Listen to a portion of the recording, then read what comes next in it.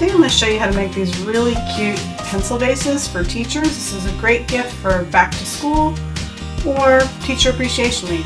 I'm going to start out with this glass bottle. It's a great idea to have a bottle that's the same width for the top and the bottom and in a very straight rectangular shape. Then I'll take some double-sided Scotch tape and put two pieces around, one around the top and one around the bottom.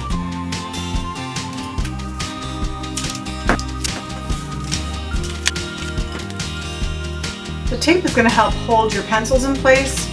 The next thing I'm going to do is take some of my pencils and go ahead and start setting them onto the vase. And they'll hold there temporarily with the tape.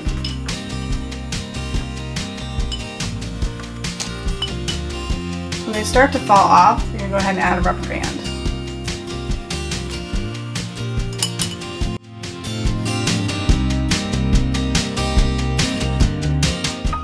Once I have all the pencils around, I'm going to go ahead and just kind of adjust the top. Make sure they're all the same height. Next thing I'm going to take some washi tape and wrap it around the top and bottom of my pencils. This is just going to hold them securely in place so they don't fall off. And then press it firmly in place.